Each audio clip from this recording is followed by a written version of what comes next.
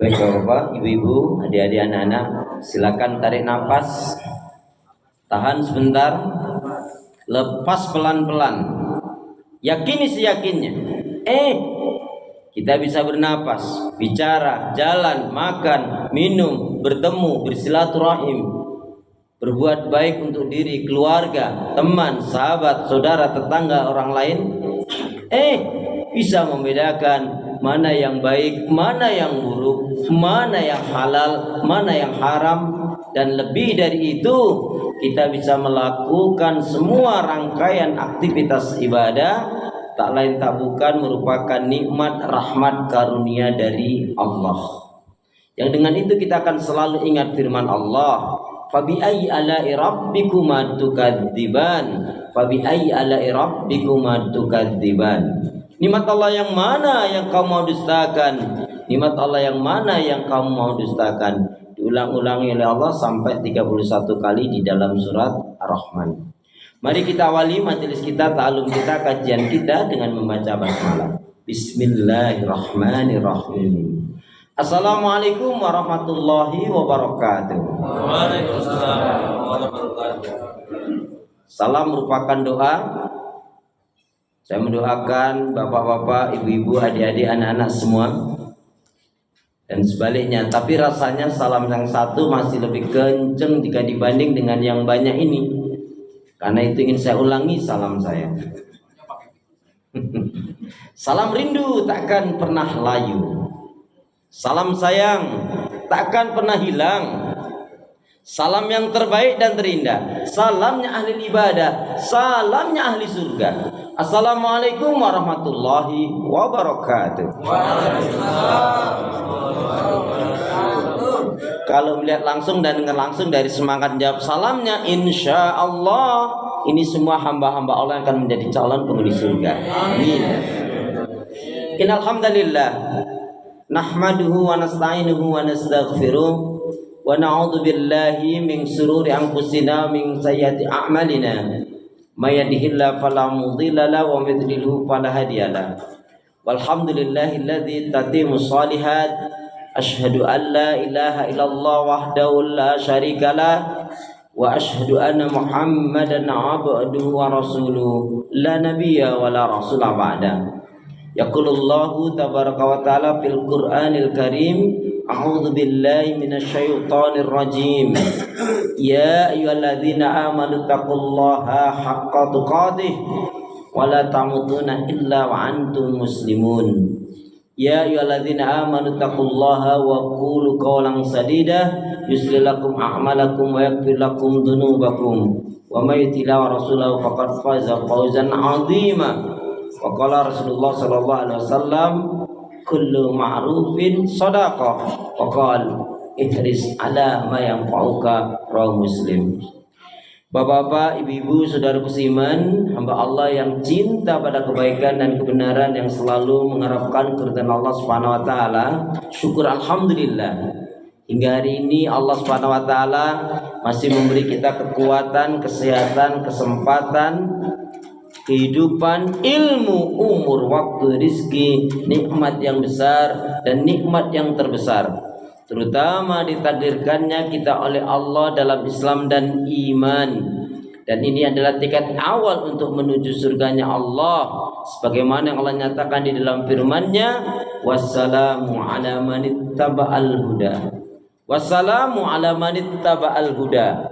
Keselamatan itu Allah akan curahkan, limpahkan, berikan bagi orang-orang yang mengikuti petunjuk hidayah Allah Subhanahu wa taala. Karena itu pastikan semua kegiatan aktivitas yang kita lakukan, niatkan betul-betul untuk ibadah kepada Allah. Karena hidup dan kehidupan ini tidak ada arti dan nilainya kecuali kita gunakan untuk ibadah kepada Allah. Wa ma khalaqtul jinna wal insa illa liya'budun. Tidak aku ciptakan jin dan manusia, kata Allah, melainkan hanya untuk beribadah kepada Allah Subhanahu wa taala. Kemudian jangan pernah lupa dan melupakan diri untuk senantiasa berdoa, meminta kekuatan, rahmat, pertolongan pada Allah. Karena juga pada hakikatnya tanpa kekuatan rahmat pertolongan dari Allah kita nggak bisa berbuat apa-apa. Masya Allah, la haula wa la quwwata illa billah.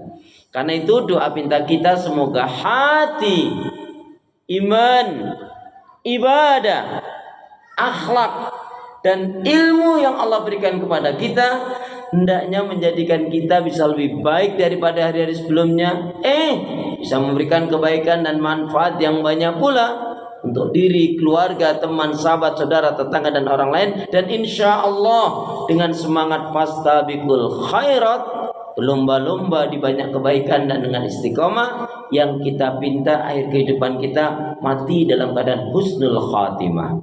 Amin ya rabbal alamin. Kenapa ya? Kenapa? Ya, karena seorang muslim muslimah yang baik hatinya, baik imannya, baik ibadahnya, baik akhlaknya dan juga baik ilmunya, insya Allah muslim muslimah yang baik hatinya, imannya, ibadahnya, akhlak dan ilmunya, insya Allah jiwanya tenang dan tentram walaupun tabungannya banyak. Gak ada yang amin nih? Sama banget harus jawaban dulu. Saya ulangi ya. Kenapa ya? Kenapa ya? Karena muslim muslimah yang baik hatinya, imannya, ibadahnya, akhlak dan ilmunya, insya Allah jiwanya tenang dan tentram walaupun tabungannya banyak. Allahumma sholli ala Muhammad, Allahumma sholli ala Muhammad. Salawat dan salam semoga Allah selalu curahkan limpahkan pada Nabi kita Muhammad sallallahu alaihi wasallam yang telah menyampaikan, mengajarkan istilah Islam dengan sempurna rahmatan lil alamin. Bapak Ibu jamaah sehat semua? Ibadahnya lancar? Alhamdulillah. Tambah sabar, makin bersyukur, makin lembut hatinya, harmonis rumah tangganya. Saya doakan putra putri anak cucu panjenengan semuanya makin baik, solih solihah. Amin ya rabbal alamin. Pada kesempatan yang berbahagia ini sama-sama akan kita kaji yaitu penyakit-penyakit hati yang harus kita bakar. Lebih-lebih kaitannya dengan Ramadan. Ramadan itu kan artinya membakar. Karena sungguh celakalah raghiba anfun. Kalau Nabi sudah mengatakan sungguh raghiba anfun, celakalah. Siapa saja yang enggak mau beriman, siapa saja yang enggak mau beribadah, siapa saja yang durhaka terhadap orang tuanya, siapa saja yang berbuat kezaliman, siapa saja yang berperilaku menyusahkan, mensengsarakan orang, siapa saja yang celaka, yaitu orang yang tidak mau bersyukur. Siapa saja yang celaka, yaitu orang-orang yang salah satunya diberi kesempatan oleh Allah dipertemukan dengan Ramadan tetapi tidak menjadikan dirinya baik atau tidak bisa membakar penyakit-penyakit hati yang ada pada dirinya. Rasulullah SAW bersabda, Inna fil jasadi mudghah. Ala wa inna fil jasadi mudghah. Idza saluhat saluhal jasadu kulluh. Wa idza fasadat fasada jasadu kulluh. Ala wa hiyal qalb. Ketahuilah bahwa sesungguhnya di dalam diri manusia ada segumpal darah atau sekerat daging. Kalau itu baik yang lainnya juga baik. Tapi kalau itu rusak yang lainnya juga rusak. Wa hiyal qalbu, dia adalah hati.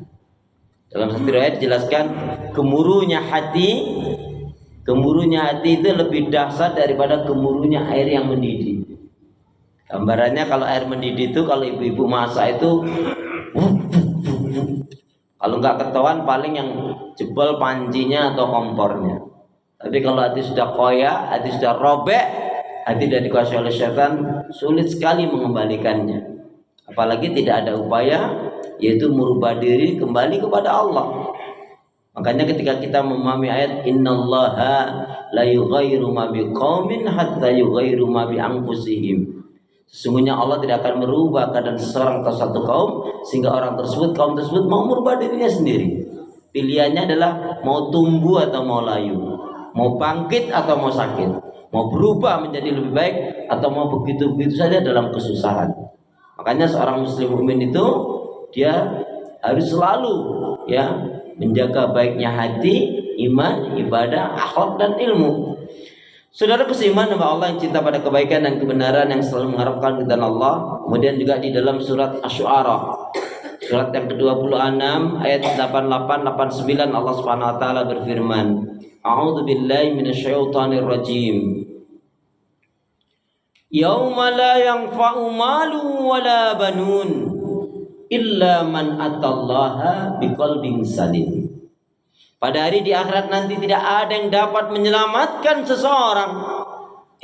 Yang menyelamatkan itu bukan harta kekayaan yang melimpah ruah, kecuali harta kekayaannya dia infakkan, dia sedekahkan di jalan Allah.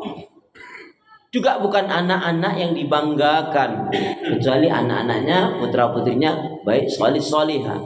Terlepas itu wajib pribadi-pribadi, yaitu datang menghadap Allah biqalbin salim. Qalbin salim artinya hati yang sehat, bersih dan selamat. Sehat, bersih dan selamat dari kesyirikan, dari kemunafikan dan kekufuran. Bapak Ibu saudaraku seiman, jadi di bulan Ramadan ini kita sebenarnya mestinya bersungguh-sungguh untuk membakar penyakit-penyakit hati. Setidak-tidaknya ada 11 penyakit hati yang harus kita bakar. Kira-kira sampai 11 siap nggak nih Pak? Siap. Ya. Kalau saya nggak siap gimana? Ya, baik. Ada 11 penyakit hati. Ya, walaupun mungkin uraiannya sangat singkat nanti, ya, tetapi setidak-tidaknya 11 penyakit hati ini kita ketahui. Baik, yang pertama adalah al-kusulu fil ibadah. Jadi penyakit hati yang pertama yang harus kita bakar adalah al-kusulu fil ibadah. Malas dalam menjalankan ibadah. Malas itu penyakit hati. Setan merusak manusia itu dibuatnya malas dulu. Karena kalau sudah malas nanti rembetannya manjang ini. Makanya kenapa Nabi mengajarkan kepada kita, Allahumma inni a'udzubika minal ajzi wal kasali wal bukhli wal jubni wa ghalabatud dan wa qahru rijal. Insyaallah orang yang sering berdoa ini dia nggak akan pernah terlilit hutang. Amin gitu dong. Emang bapak-bapak nggak punya hutang? Nggak punya Ustaz. Hutang janji? Siapa yang dulu pernah berjanji mau membahagiakan istrinya, mau mendidik putra-putrinya dengan sungguh-sungguh, apakah sudah tertunaikan atau belum? Itu bagian janji hutang. Ya. Apa yang pernah berbuat baik sama orang tua tapi belum terpenuhi, itu janji yang harus terpenuhi. Ya Allah, aku berlindung kepadamu dari sifat lemah, malas, kikir, penakut, terlilit hutang dan diperbudak manusia. Jadi Allahumma inni a'udzubika minal ajzi wal kasali wal bukhli wal jubni wa ghalabatud dan wa qahrur rijal. Boleh kita baca untuk menghangatkan suasana? Bismillahirrahmanirrahim. Allahumma inni a'udzubika minal ajzi wal kasali wal bukhli wal jubni wa ghalabatud dain wa qahru rijal. Ya Allah, aku berlindung padamu dari sifat lemah, malas, kikir, penakut, terlilit hutang dan diperbudak manusia. Ini penyakit hati yang pertama adalah al-kusulu fil ibadah, malas dalam menjalankan ibadah. Bapak Ibu pernah malas? Tanggal berapa? Astagfirullahaladzim. Tanggal 32. Enggak ada tanggal 32. Terus gimana caranya biar nggak malas? Karena seorang muslim mukmin itu dia harus selalu optimis. Jadi biar nggak malas cuma satu caranya. Gimana caranya biar nggak malas? Semangat. Biar semangat gimana caranya? Jangan malas. Lenje tak? Jadi biar semangat jangan malas. Biar nggak malas? Semangat.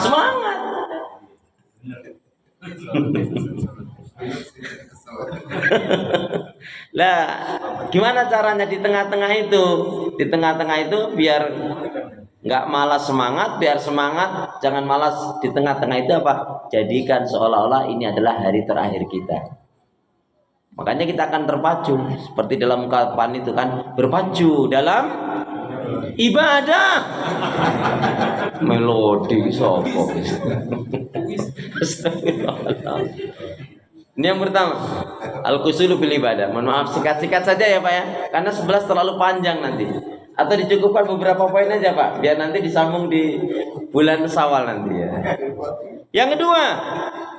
Yang kedua penyakit hati yang harus kita bakar dengan melalui Ramadan ini, dan Allah sangat cinta nih. Orang yang sungguh-sungguh membakar penyakit hatinya, Allah sangat cintai, Allah sangat mencintai dan Rasulnya mencintai, dan dia akan menjadi manusia yang berkualitas. Ya. Yang kedua adalah yaitu riya dan sum'ah. Riya itu pamer amal itu riya. Kalau sum'ah itu ngungkit kebaikan, menceritakan kebaikan. Jadi kalau riya itu lebih gampang mengetahuinya. Sum'ah juga begitu. Itu, nyesel aku kalau udah tak bantu. Padahal itu kejadian sudah berapa tahun yang lalu. Kalau contohnya riya yang paling gampang, masuk kantor, ya. Begitu masuk kantor, oh ya Allah, pegel semua. Tadi malam tahajud sih. Enggak gitu juga. Bapak ya. Iya. Oh gitu. Lebih parah. Iya. Atau begitu masuk kantor, pada puasa nggak? Puasa dong kayak ayah. Astagfirullahaladzim. Bapak ya. Hati-hati jamaah sekalian. Sesuatu yang sangat ditakuti oleh Rasulullah salah satunya adalah seseorang itu, bahkan riya itu, syirik itu, kaitan riya dan sum'ah ini kan bagian daripada syirik. Itu diumpamakan, saking Nabi menggambarkan penyakit hati yang satu ini adalah seperti yang ditakuti Nabi apa? Seperti seekor atau seperti di malam yang gelap, ya, kemudian dia berjalan, ya, atau semut di jalan di atas batu yang hitam. Makanya jamaah sekalian, upaya kita agar kita tidak terjatuh dalam kesyirikan, ya, dalam riya dan sum'ah ini, ingat betul ayat yang menjelaskan Allahu Ghafurur Rahim, Allahu Khabirum bima ta'malun, Allahu Sami'um Basir. Kalau ingat ayat itu, ingat juga ma yalfidhu min qaulin illa ladai raqibun atid. Tidaklah sepatah kata yang diucapkan oleh seorang hamba melainkan akan dicatat oleh malaikat raqibun atid. Ya. Maka dia insya Allah nggak akan terjadi. Di antaranya juga sering-seringlah ta'awud. Makanya kenapa salah satu rahasianya Al-Fatihah itu adalah mengajarkan tauhid. Ya, sahabat Ibnu Umar, Abdullah bin Umar, putranya Umar bin Khattab radhiyallahu anhu menjelaskan Al-Fatihah itu mencakup 3 hal. Ya, al-aqidah tentang keimanan, akidah tauhid, al-ibadah, kemudian manhajul haya, yaitu pedoman hidup. Baik. Jadi yang kedua adalah penyakit hati yang harus kita bakar betul, riya dan sum'ah. Kemudian yang ketiga adalah al-hasadu. Hasad, iri, dengki, dendam. Dan ini nggak akan bisa menjadikan diri kita menjadi orang yang baik. Ya, orang yang beriman itu nggak ada sifat hasad, iri, dengki, dendam. Bahkan Allah sendiri mensifati dirinya Wallahu Ghafurur Rahim. Bismillahirrahmanirrahim. Wallahu yuhibbul mutatahhirin. Wallahu yuhibbul mutahhirin. Semuanya dicintai oleh Allah. Seburuk-buruk orang pun kalau dia mau tobat, mau beriman, mau beribadah, mau mengikuti petunjuk dari Allah, diampuni kesalahan dan dosanya. Hasad, iri, dengki, dendam jamaah sekalian, ini al-hasadu ya'kulul hasanat. Hasad, iri, dengki, dendam itu adalah dia memakan kebaikan-kebaikan sebagaimana api membakar kayu. Kalau Nabi kita punya sifat hasad, iri, dengki, dendam, waduh gimana umatnya? Tapi enggak. Coba saya mau tanya, apa yang jamaah sekalian ketahui dari 113? Apa yang Anda ketahui jamaah sekalian dari 113? 113 itu adalah setelah 112 ya, sebelum 114, yaitu surat Al-Falaq. Surat yang ke-113 kan surat Al-Falaq. Qul a'udzu birabbil falaq min syarri ma khalaqa wa min syarri ghasiqin idza waqab wa min syarri nafasati fil 'uqad wa min syarri hasidin idza hasad. Hasad, iri, dengki, dendam ini menjadikan diri kita nggak akan bisa pernah khusyuk dalam sholat. Dan bahkan diri kita nggak akan pernah tenang jiwa kita. Makanya Nabi membatasi iri itu hanya dalam dua hal saja. Satu, iri kepada orang yang diberi oleh Allah ilmu, yang dengan ilmunya itu dia ajarkan, dia dakwakan, dia amalkan, dia bela agama Allah. Yang kedua, iri dengan orang yang diberi kekayaan yang melimpah ruah, dengan kekayaannya itu dia infakkan, disedekahkan di jalan Allah Subhanahu wa taala. Bahkan ada satu riwayat yang banyak belum mengamalkan ini. Apa itu? Barang siapa, yang maksudnya saya nggak hafal matanya. Barang siapa yang dia mencari nafkah rezeki, memang dia niatkan mencari nafkah rezekinya adalah pokoknya saya hanya mau makan rezeki yang baik dan halal saja. Karena dia dalam ikhtiarnya selalu mengupayakan yaitu halal dan berkah. Kemudian apa? Dia niatkan jelas untuk dirinya, untuk keluarganya, untuk orang tuanya, saudaranya. Tapi lebih dari itu Pak, dia niatkan mencari nafkah rezeki itu yaitu untuk diberikan, untuk membantu fakir, miskin, kaum duafa, yatim dan janda miskin. Siapa yang dia melakukan demikian, cari nafkah rezekinya, dia niatkan seperti itu, ya, di luar untuk dirinya, keluarganya, saudaranya, ya, dia ingin memberi, ingin membantu, ingin menolong, ingin meringankan bebannya. Ya temannya, ya sahabatnya, ya fakir, miskin, yatim, kaum duafa dan janda miskin. Maka orang yang seperti ini berniat dari nafkah rezekinya, maka Allah akan limpahkan rezekinya, dia tidak akan pernah jatuh dalam kekurangan dan kemiskinan. Jadi jamaah sekalian itu. Baik, singkatnya begitu ya. Jadi hasad, iri, dengki, dendam itu, hasad, iri, dengki, dendam itu merusak hati, buang energi, mendatangkan penyakit, mempercepat mati.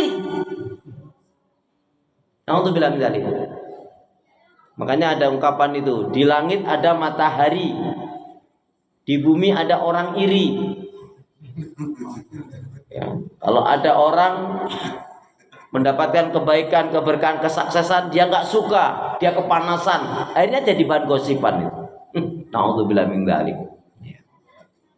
Yang ketiga, ya, yang ketiga penyakit hati yang harus kita bakar adalah yaitu al-ghadabu. Al-ghadabu, gampang marah, gampang emosi. Lebih-lebih di bulan Ramadan ini. Siapa yang di bulan Ramadan ini suka marah, gampang emosi, ini memang pemarah orangnya. Karena kita tahu kan tujuan dari kita, target kita menjalankan ibadah shaum Ramadan itu kan ya ayyuhalladzina amanu kutiba alaikumusiyam kama kutiba alal ladzina min qablikum la'allakum tattaqun, untuk menjadi orang bertakwa. Semakin banyak ciri-ciri orang yang bertakwa ada pada diri kita, maka kita semakin dekat dengan surganya Allah Subhanahu wa taala. Amin ya rabbal alamin. Ya. Jadi al-ghadabu, gampang marah, gampang emosi. Kok saya yakin orang yang gampang marah, gampang emosi ini orangnya jarang berzikir. Saya sampai hari ini belum pernah ngeliat tuh orang yang lagi zikir marah, belum pernah ngeliat. Dan juga nggak pernah saya belum pernah temukan orang yang lagi marah zikir itu.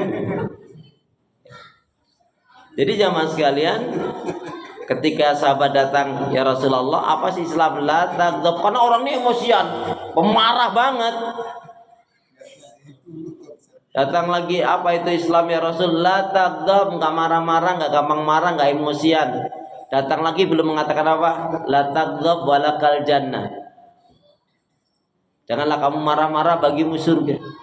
Sejak itu dia betul-betul meminta kepada Allah Subhanahu wa taala, ya Allah, mampukan saya menjadi orang yang sabar. Ya Allah, kalau saya marah, tumbuhkanlah pada saya marah saya hanya melihat kemungkaran, kemaksiatan dan dosa. Dan Rasul tersenyum. Kalau kamu, kalau bahasa kita, jika betul-betul kamu jujur dengan niatmu itu, Allah akan memampukan diri. Jadi ada satu nasihat yang menarik. Rasul tuh nggak suka, ya, kalau ada orang, ada umatnya diingatkan, diajak untuk melakukan kebaikan, terus dia mengatakan, saya nggak bisa, saya nggak mampu. Kalau bahasa kita, saya nggak bisa, saya nggak biasa seperti ini. Itu paling nggak suka. Ya, jadi kalau Rasul mengajak pada satu kebaikan, kok orang ini ayo lakukan kebaikan, saya nggak mampu, saya nggak mau, saya nggak bisa, saya nggak biasa. Tapi katakanlah insya Allah, doakan saya, atau katakan saya akan mencoba, saya akan minta kepada Allah agar Allah memberikan kekuatan, kemampuan pada diri saya. Ini satu pelajaran menarik juga. Jadi ada ungkapan bisa karena biasa dan membiasakan diri dengan minta pertolongan kepada Allah Subhanahu wa taala. Bisa karena biasa dan membiasakan diri dengan minta pertolongan rahmat kepada Allah Subhanahu wa taala. Lebih baik dipaksa masuk surga daripada dibiarkan masuk neraka. Jiwa kita ini memang harus kita paksa untuk sholat, untuk doa, untuk zikir, untuk sedekah, untuk membantu, untuk menolong, untuk bersyukur, mengendalikan emosi, hawa nafsu dan amarah dan lain sebagainya. Baik, intinya la taghdab walakal jannah. Salah satu sifat orang yang bertakwa kan begitu. Wasari'u ila maghfiratin mir rabbikum wa jannatin 'arduhas samawati wal ardu iddat lil muttaqin. Alladzina yunfikuna fis sarra wa dharra wal kadhiminal ghaid wal afina 'anil nas wallahu yuhibbul muhsinin. Dan bersegeralah kalian kepada ampunan Allah dan surga yang luasnya seluas langit dan bumi, yang diperuntukkan untuk orang-orang yang bertakwa. Siapa itu? Yaitu orang yang gemar mengeluarkan hartanya di jalan Allah, zakat, infak, sedekahnya, baik dalam keadaan lapang ataupun sempit. Orang yang mampu mengendalikan emosi, hawa nafsu dan amarahnya, ya. Dan orang yang memaafkan kesalahan orang lain, dan inginnya dalam kehidupan ini melakukan ibadah yang terbaik. Tapi kelanjutan ayat itu ada pertanyaan. Emang kalau orang sudah bertakwa itu nggak akan jatuh dalam dosa maksiat? Jatuh juga, tapi hanya bedanya cepat, langsung refleks istighfar, langsung tobat, langsung menampun kepada Allah Subhanahu wa taala. Dan itu menunjukkan memang yang maksum adalah hanya Rasulullah Shallallahu alaihi wasallam. Sahabat Umar juga pernah salah, cuman segera sadar, segera kembali. Bahkan salahnya sahabat Umar itu kalau dipikir fatal sekali. Yaitu ketika Rasulullah wafat, siapa yang mengatakan Nabi wafat? Pedang ini yang akan berbicara.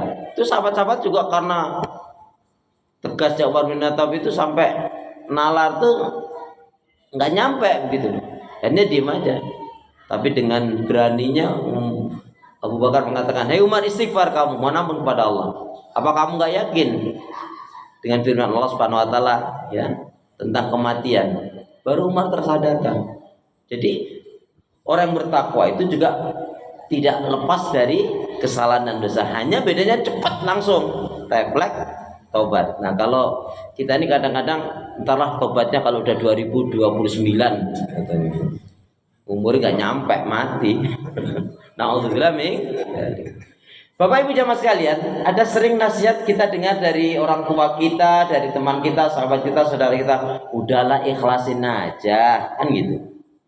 Maksudnya udahlah ikhlasin aja itu cakupannya 3. Maafkanlah, lupakanlah kesalahan dosanya, kezalimannya, dan satu lagi doakan yang baik-baik. Gak disakitin teman, sahabat, saudara, tetangga kita, bahkan nggak usah jauh, kakak adik saja bisa saling menyakiti. Makanya kalau mau tahu persaudaraan yang sebenarnya itu salah satunya adalah ketika kematian orang tua kemudian ada waris. Kalau dia serakah, memang berarti selama ini hanya karena harta. Mestinya tidak karena harta, tapi karena Allah Subhanahu wa ta'ala. Jadi ketika ikhlaskan sajalah, itu maksudnya apa? Memaafkan, melupakan keburukan, kesalahan, kezalimannya, kemudian mendoakan yang baik-baik. Baik, yang keempat, penyakit hati yang harus kita bakar yang keempat adalah ghibah. Ghibah, ngerumpi, ngegosip. Gosip, makin digosok makin cepet banget toh. Ngeri banget ya ayatnya kan begitu kan. Apa kamu rela? Apa kamu mau memakan bangkai, daging bangkai saudaramu sendiri? Ghibah itu kita berarti menukar pahala dengan dosa. Pahala kita berpindah kepada dia, dosanya pindah kepada kita. Termasuk orang yang muflis bangkrut, salah satunya orang yang suka ghibah, ngerumpi, ngegosip. Makanya ada seorang ulama dalam dakwanya ini selalu ke arah arah barat. Qadar Allah dia ditugaskan kemudian untuk berarah timur. Dakwahlah dia ke arah timur. Setelah itu balik lagi. Ada tanah kosong yang sangat kosong. Nah, ketika dia lewat, ada bangunan-bangunan yang sangat banyak. Wah, bagus banget nih bangunan ini. Kapan yang bangunnya ini ya? Langsung asal itu. Apa urusan saya ini? Membicarakan yang nggak manfaat seperti ini. Makanya ghibah itu dimasukkan adalah dosa besar. Ya. Dan ghibah yang paling seru adalah ghibahnya suami istri. Itu tetangga kemarin tuh, tapi nggak tahu sih. Masa sih iya? Emang aku juga nggak suka sama dia. Jadilah kalau gitu. Bukan dengan istighfar istighfar. Nggak boleh ngomongin orang, nggak boleh ngomongin tetangga. Emang tetangga yang mana? Malah nambahin begitu. Intinya ghibah. Ya, ini yang kelima. Yang kelima penyakit hati yang harus kita bakar. Yang kelima adalah yaitu dusta. Boleh kita baca hadis Nabi? Bismillahirrahmanirrahim. Qala Rasulullah sallallahu alaihi wasallam, Iyyakum wal kadhiba. Iyyakum wal kadhiba. Fa inal kadhiba mujanibun lil iman. Jauhilah oleh kalian akan berbuat dusta, karena sesungguhnya dusta itu akan menjauhkan dari keimanan.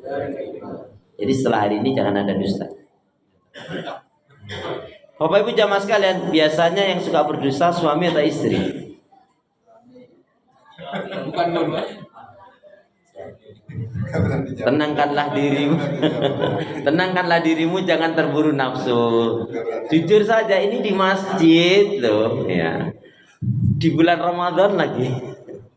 Ini kalau di bulan Ramadan ini efeknya ini ngeri ya.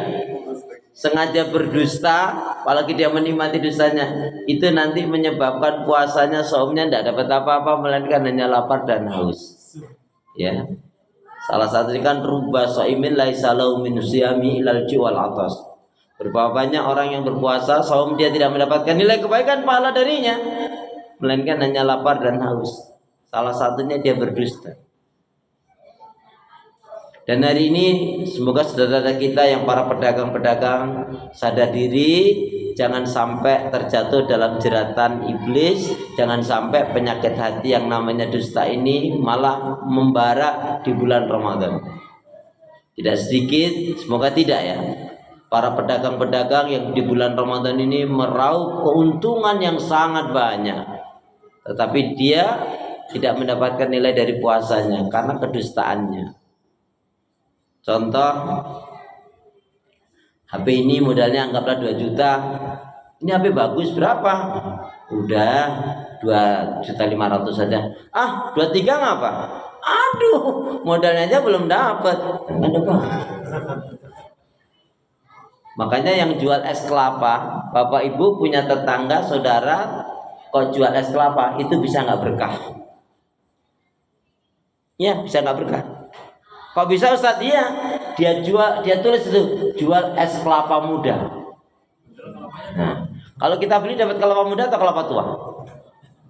Nah, kalau kelapa tua berarti dia dusta.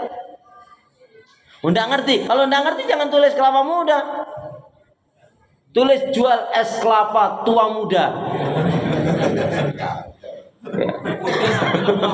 Ya kadang-kadang kan dapat kelapa muda, kadang-kadang dapat kelapa tua, kadang-kadang yang beli muda, kadang-kadang yang beli tua banget malahan. Nah, maka paling aman jual, tulisnya apa? Jual es kelapa, gitu, itu aman itu. Kan seperti halnya sedia es kelapa hijau, kan emang betul-betul kelapa hijau yang diberikan. Nah ini masalahnya keberkahan hidup ini. Ngeri jamaah sekalian, innahu la yastaqimul abdu imanan aw qalban saliman.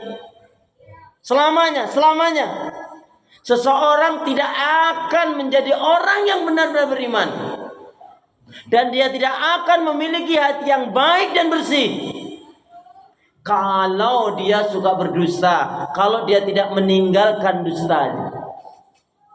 Makanya di dalam surat Al-Mursalat, surat yang ke-77, itu ada 10 kali Allah ulang-ulangi ancaman bagi pendusta. A'udzubillahi minasyaitonir rajim. Wailu yawma idzil mukadzibin. Wailu yawma idzil mukadzibin. Ini diulang-ulangi sampai 10 kali. Sungguh celakalah pada hari ini bagi orang-orang yang suka berdusta. Boleh jadi ada kedustaannya di dunia ini yang tidak terjamah hukum. Ya mati dianggap tenang aman-aman saja, tapi di akhirat nanti dia akan bermasalah. Ya. Seperti dalam surat Ar-Rahman itu kan, fabi ayyi ala'i rabbikuma tukadziban. Fabi ayyi ala'i rabbikuma tukadziban, diulang-ulang oleh Allah sampai 31 kali. Tapi dalam surat Al-Mursalat saya nggak hafal ayat-ayatnya, tapi bunyi ayatnya sama tadi, 1 kali diulang-ulangi sampai 10 kali. Wailu yauma idzil mukadzibin. Sungguh celakalah pada hari ini bagi orang-orang yang suka berdusta. Na'udzubillah tsumma na'udzubillah min dzalik. Baik, yang keenam. Ya, ini singkat saja ini jamaah sekalian ya. Nanti uraian mau lengkapnya ya tinggal dipanggil lagi. Jadi kita dalam betul ini 11 penyakit hati ini ya. Ya, to be continue. Tapi nggak apa-apa, hari ini karena saya sudah sebut angka 11, jadi harus 11-nya harus disebutkan semua ya. Atau dicukupkan saja? Sebutkan semua. Ini sebenarnya belum uraiannya ya, hanya percikan-percikannya saja. Kemudian yang keenam adalah al-bukhlu. Al-bukhlu artinya kikir, bakhil, pelit, medit, korat, kedenggut, sampilik, hariang. Angece orang awalnya itu. Ondai mandai ya. Celakalah. Siapa yang celaka? Yaitu orang yang pakaiannya lebih baik daripada amal ibadah. Orang untuk urusan dunia, hura-hura maksiat dan dosa, na'udzubillah dzalik, gampang sekali dia mengeluarkan harta di jalan syaitan, sulit sekali mengeluarkan harta di jalan Allah. Jamaah sekalian ingat, harta itu terbagi menjadi 3. Milik Allah, milik kita, milik syaitan. Maksudnya harta itu milik Allah kalau harta itu kita infakkan, kita sedekahkan di jalan Allah. Milik kita kalau hanya untuk senang-senang aja, untuk wira-wiri, ajang sana ajang sini. Milik syaitan kalau digunakan untuk maksiat dan dosa. Kalau kita mati yang menyertai juga 3. Harta kita, keluarga kita, dan amal ibadah kita. Harta dan keluarga yang balik. Akhirnya hanya amal ibadah saja. Boleh yang baca Al-Quran dibacakan surat At-Taubah, surat yang ke-9 ayat 34, 35. Pada ayat yang ke-35-nya ini ngeri sekali. Ancaman Allah kepada orang yang punya sifat al-bukhlu, kikir, bakhil, pelit, medit, koret, kedebut, sambili gariang. Ya. Sambili kering, ciki kering, assalamualaikum. Andai mandela itu. Monggo Ustaz, siapa nak membaca surat yang ke-9 ayat yang ke-35-nya? Ya.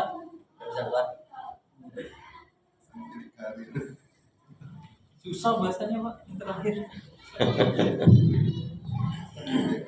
أعوذ بالله من الشيطان الرجيم يوم يحمى عليها في نار جهنم فتقوى بها حبالهم وجنوبهم وظهورهم هذا ما كنزتم لأنفسكم فذوقوا ما كنتم تكنزون. Ya, artinya?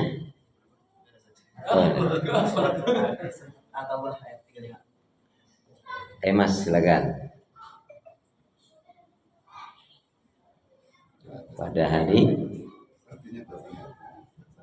ya wa yauma, pada hari dipanaskan lama banget.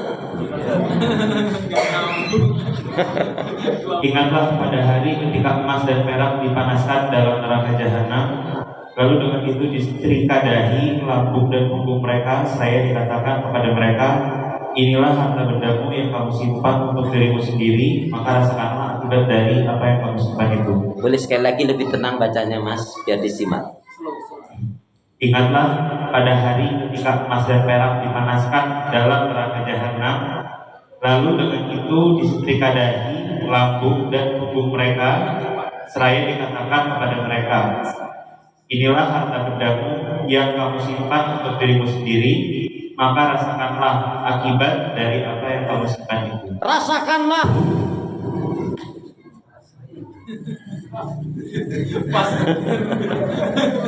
Rasakanlah harta emas, perak, dan berlian yang semuanya itu nggak kamu keluarkan zakat, infak, sedekahnya. Hati-hati jamaah sekalian. Coba kalau kita hitung-hitungan sedikit aja.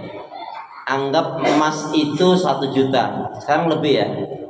Kalau 1 juta saja misalkan, kali 80 gram atau 85 gram emas. Anggap 80 gram. 1 gramnya itu 2,5%-nya dari 1 juta. Ini tinggal tambahkan nolnya saja. Misalkan 1 juta. 2,5%-nya dari 1 juta itu cuma 25.000. Kok ya berat? Saya yakin Bapak Ibu jamaah sekalian, begitu motornya rusak berapa juga servis nggak masalah. Yang punya mobil, wah ini kurang enak, ini servis ini, apalagi ini mau mudik, wah berapa nggak hitung-hitungan nggak masalah. Belanja kena berapa persen PPN-nya nggak masalah. Tapi kok untuk infak sedekah kok nggak diprioritaskan? Makanya rahasianya sahabat Abdurrahman bin Auf radhiyallahu anhu, sahabat Utsman radhiyallahu anhu, sahabat Sa'ad bin Abi Waqqas radhiyallahu anhu, mereka kan terutama 3 sahabat ini dan sahabat yang lainnya, tapi terutama 3 sahabat ini kan julukannya apa? Sama, orang yang gagal miskin. Ya. Gagal miskin itu kan apa? Infaknya buahnya. Ada yang mengatakan sahabat Utsman radhiyallahu anhu itu kalau berbisnis katakanlah untung 1 juta, maka yang 600-700 ribunya diinfaki, disedekahi di jalan Allah. Dia katakan kepada istrinya, wahai sayangku, wahai istriku, alhamdulillah aku dapat untung 1 juta. Ini hanya untuk memudahkan bahasa saja. Aku hari ini atau bulan ini dapat untung 1 juta. Tapi sayang yang 600-700 ribunya aku infakin, aku sedekahkan di jalan Allah. Apa kata istrinya? Sayang kenapa hanya segitu? Kenapa gak kau tambahkan lagi? Uang kita yang kemarin masih kok. Kira-kira kalau bapak bilang gimana? Bapak kalau bilang ke istrinya gimana? Sayang, alhamdulillah ini dapat rezeki 1 juta, tapi yang 600-700 ribunya aku infakin. Kira-kira istri bilang gimana? Kaget nggak? Enak aja. Apa? Kayaknya Kaget nggak kira-kira istri? Kalau kaget wajar, karena bapak-bapak nggak pernah begitu. Itu masalahnya kan? iya. Kalau sering begitu biasa aja, karena nggak biasa. Nah, itu malah suzon. Ini masalah gini. Astagfirullahaladzim. Gimana Mas? Kalau sedekah ke orang tua itu termasuk sedekah di jalan Allah yang Ustaz maksud.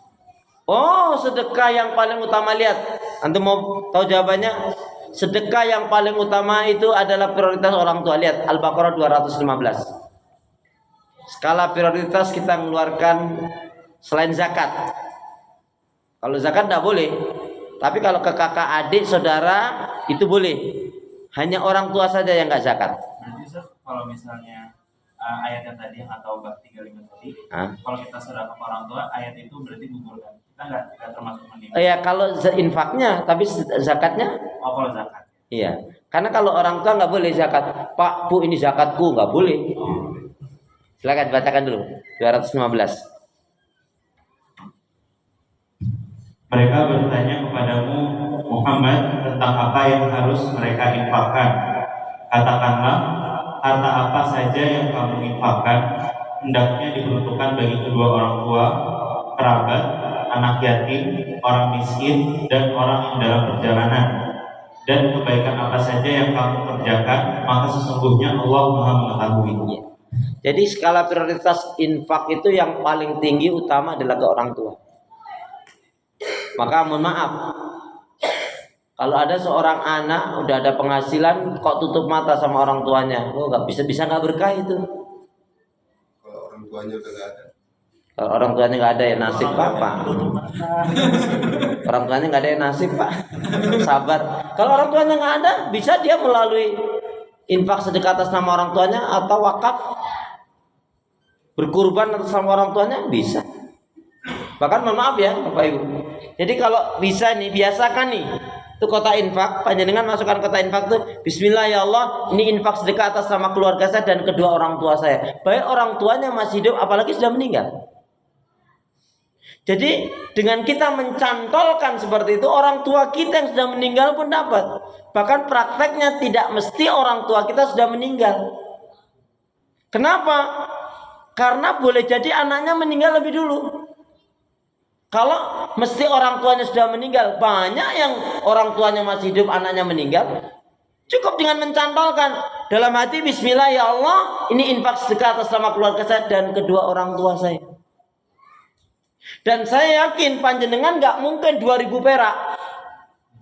Masa 2000 perak? Bismillahirrahmanirrahim ya Allah. Ini infak sedekah atas nama keluarga saya dan kedua orang tua saya. Ya Allah, orang perak kayaknya tega banget Pak. Ya pantasnya lah. Bukan, maaf ya, saya bukan menghina, bukan mengecilkan. Tapi ya bisa paling nggak 10.000 atau 20.000 lah gitu. 2.000 perak. Ya, jadi gitu Mas ya. Jadi yang paling utama jangan. Bahkan tidak ada yang lebih utama, apalagi anak laki-laki.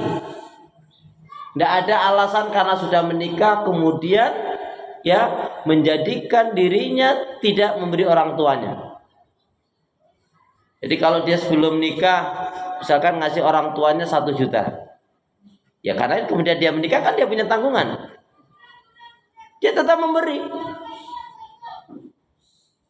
Makanya ada, saya pernah jelaskan itu di kalangan ibu-ibu dan jamaah itu apa? Ada suami yang bodoh, istri yang nggak solihah.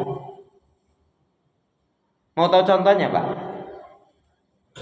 Ya, suami yang bodoh, istri yang nggak solihah. Apa? Contohnya si suami bilang, Ma, Dek, Mi, alhamdulillah ini aku dapat bulan ini dapat bonus 2.500.000. Nah terus, tapi yang 1.500.000-nya aku mau kasih orang tuaku, gimana sayang? Ya udah kasih aja. Terus kasih terus kasih. Gara-gara istrinya bilang gitu, akhirnya suaminya nggak ngasih. Ada nggak yang kayak gitu? Berarti suaminya bodoh banget. Suaminya dihalangi melakukan kebaikan, suaminya ditarik ke neraka, suaminya ditarik ke maksiatan dosa, dia mau. Ini suaminya bodoh, istrinya nggak solihah. Kalau yang solihah kan lain. Suaminya solih, istrinya solihah. Sayang, sini sayang. Ada apa mas? Ada apa bi? Kok panggil-panggil? Mohon maaf ya kalau aku agak terlambat. Enggak, alhamdulillah aku mau cerita ini bulan ini aku dapat bonus 2.500.000. Nah terus, tapi mohon maaf sayang, aku yang 2 jutanya aku mau kasih orang tuaku, gimana sayang? Ya Allah bi istighfar kamu bi. Kamu kok hitung-hitungan banget sama orang tua kamu? Ingat loh bi, ridallah fi ridal walidain, wasutullah fi sutil walidain. Keridhaan Allah itu tetap pada ridhanya orang tua, murkanya Allah tetap pada murkanya orang tua. Kalau kita membahagiakan orang tua kita, pasti kita akan dibahagiakan oleh Allah loh bi. Berikan semua. Mohon maaf ya bi ya, sebenarnya aku selama 7 bulan ini aku diam-diam nabung, aku belum izin kamu. Mohon maaf, mohon keikhlasan keridhaannya. Sebentar ya bi ya. Nih bi, tabunganku yang 7 bulan ini ya, berikan juga kepada orang tuamu. Orang tuamu kan juga ya, coba nih. Dia ambil tabungannya ya. Ini tabunganku bi yang 7 bulan ini, berikan juga pada orang tuamu. Orang tuamu kan juga orang tuaku. Jarang. Nah, itu mulai kan? Halo? Assalamualaikum. Ini kedermawanan itu perlu ditanamkan, bukan hanya diajarkan, tapi dipraktekkan. Ini paling gampang nih bapak-bapak, ibu-ibu. Tanya sama temen anaknya. Sayang, di kelas kamu berapa teman kamu? Ada 25 bi. Buatin makanan. Nggak ada sangkut pautnya dengan ulang tahun. Biar anak kita tuh ngerti. Bi, kenapa kok kita bagi? Kita Allah kasih rezeki. Anak sering melihat yang dilakukan oleh orang tuanya. Ternyata dalam satu riwayat, jadi kalau istri-istrinya Rasulullah atau Rasulullah itu membawa pada putra-putrinya itu yang memberikan dia. Jadi biar ngerti. Ya. Kenapa? Karena mohon maaf ya, daripada kita kata-kata berbusa-busa mungkin nggak sampai juga. Kamu harus jadi anak yang baik, anak yang dermawan ya. Tapi prakteknya itu penting. Ya, simulasinya itu perlu dicontohkan. Jalan ya. Saya ingat dulu, kalau saya simpulkan Pak, ingat ayahanda saya begini. Saya dikasih 10.000. Anak orang itu dikasih 20.000. Sampai rumah saya bilang, Bapak, kok Bapak pilih kasih sih?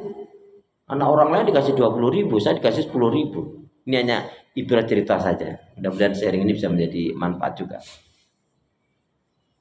Bapak, kok aku dikasih cuma 10.000, dia kok dikasih 20.000? Bapak saya bilang, Pak, kamu mau miskin? Kamu tahu nggak keadaan tadi itu? Langsung saya diam. Jadi itu berasa banget. Ya, makanya kedermawanan itu apalagi Rasulullah itu sangat dermawan. Lebih-lebih di bulan Ramadan. Saking dermanya Rasulullah apa? Lebih cepat dari angin. Nah, saudara seiman, jadi penyakit kikir ini merusak hati. Walaupun rajin sholat, doa, zikir, istighfar, ya, tapi kalau dia masih punya sifat tadi kikir, bail, pelit, medit, karat, kedekut, sambil dikarang tadi, belum bisa dia menjadi orang yang beriman. Yang ke 7. Gimana kalau yang ke 7 sampai 11-nya disambung nanti Syawal saja? Gak apa-apa ya, ridho ya. Ya, jadi saya udah gak punya utang ya. Tinggal saya diundang aja nanti. Nanti kita perjelas nih gitu. Yuk kita berdoa. Bismillahirrahmanirrahim. Allahumma khtim lana.